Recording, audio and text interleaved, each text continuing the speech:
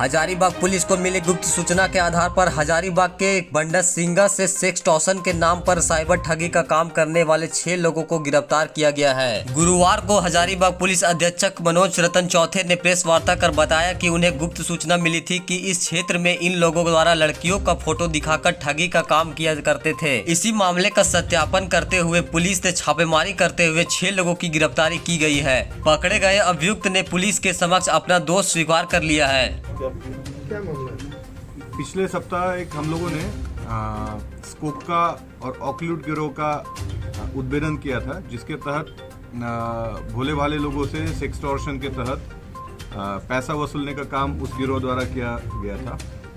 इसी तर्ज पर हम लोग को एक और गुप्त सूचना मिली थी।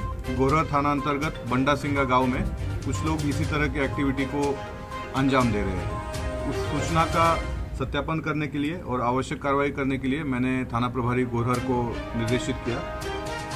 एसडीपीओ बरही के दिशा निर्देश में इस टीम ने छापेमारी किया। गोरहर थाना अंतर्गत बंडासिंगा गांव में 4 व्यक्तियों को हम लोगों ने गिरफ्तार किया। इस गिरोह का जो सरगना है किशोर साव, इसके पास से हम लोगों ने एक सेंट्रो कार बरामद की है, एक बाइक बरामद की है, कई सारे chequebook, passbook, ATM accounts, ATM cards, debit cards, ये हम लोगों ने इनसे बरामद किए हैं।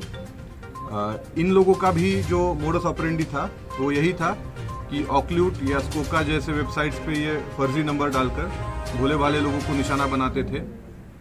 उनको फिर उसी आधार पर ब्लैकमेलिंग करके उनसे पैसा तशीलते थे। इसको हम लोग एक तरह से सेक्सटॉर्शन कह सकते हैं। और ये सेक्सटॉर्शन के तहत ही इन्होंने इतना संपत्ति अर्जित किया है। किशोर साव के घर पर जब हम लोगों ने छापामारी किया है तो ज़मीन के कई सारे कागजात हम लोगों को उनके घर से बरामद हुए हैं, जिसमें करीब 50 लाख रुपए की ज़मीन के ट्रांजैक्शंस के पेपर हम लोगों को अभी तक मिले हैं। हो सकता है इसकी संख्या और भी बढ़ जाए, अमाउंट और भी बढ़ जाएगी। इन सभी चीज़ों का हम लोग अभी जांच पड़ताल कर रहे हैं। हम लोग को ये भी सूचना मिल रही है कि कोरा थाना अंतर्गत इसी में से एक अभियुक्त का 3 तल्ले का बहुमंजिली मकान भी है, उसकी भी हम लोग जांच कर रहे हैं। का चल और अचल संपत्ति का जांच करें, लोकल अंचलाधिकारी से भी इसका जांच करा के उस आशय का सर्टिफिकेट लेंगे।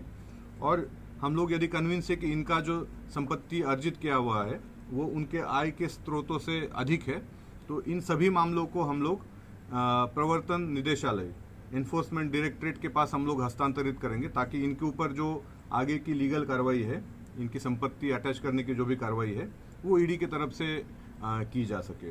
तो ये हम लोगों का अभियान स्कोका या ऑक्लूट का जो वेबसाइट पे ये लोग संचालन करते हैं, इस तरह के अपराधियों के विरुद्ध लगातार हम लोग का जारी रहेगा।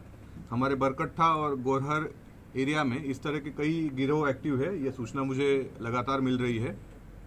मैंने वहाँ के थाना प्रभारी और एसडीपीओ को निर्देशित किया है कि इन जितने भी गिरोह इस तरह के काम में संलिप्त थे, इनके विरुद्ध कठोर से कठोर कार्रवाई करें। और मैं आम जनों से भी अपील करूंगा कि इस तरह के वेबसाइट्स जो सस्पिशियस एक्टिविटी करते हैं, इस पर आप नहीं जाए। आप यदि इस तरह के वेबसाइट्स को अगर विजिट करते हैं तो आपकी ठगी होने के जो आशंका है वो बहुत बढ़ जाती है, और साथ ही आपको ब्लैकमेल करके फिर आपसे बहुत सारा पैसा भी इस तरह के क्रिमिनल ठग सकते हैं। तो मैं अपील करना चाहूँगा कि इस तरह की कोई भी सस्पिशियस वेबसाइट्स हो, सस्पिशियस लिंक्स हो, जिसके थ्रू आपके अकाउंट का पैसा कहीं कोई उड़ा ले सकता है, इस तरह के लिंक्स को भी क्लिक नहीं करें, सस्पिशियस वेबसाइट्स को भी विजिट नहीं करें। सर, लोगों से अब तक ऐसी ठगी हो गई होगी सर? शहर की बात कर रहे थे। इसमें अभी कोई अनुमान लगाना मुश्किल है, क्योंकि इस तरह की रिपोर्ट जनरली लोक लज्जास्तव रिपोर्ट नहीं करते हैं, और अमाउंट बहुत छोटे होते हैं। 800 रुपये, 1200 रुपये, 1500 रुपये, इस तरह के अमाउंट होते हैं।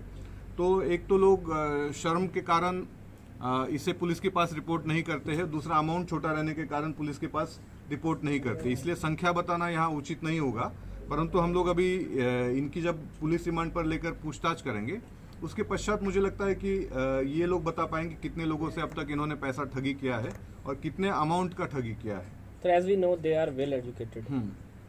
इसमें से एक बंदा जो है, जो मुख्य इनका सरगना है किशोर साव, ये MA BEd है, मतलब ये टीचर की, एक वेल क्वालिफाइड टीचर की क्वालिफिकेशन रखता है। तो ये बेसिकली इसमें कई सारे लोग टेक सेवी होते हैं, इनको जो टेक्नोलॉजी होता है उसका अच्छे तरीके से ज्ञान होता है, और वो ज्ञान कहीं ना कहीं गलत कामों में ये लोग इस्तेमाल कर रहे हैं, जिसके चलते आज उनको यहाँ जेल जाने की जरूरत पड़ी है।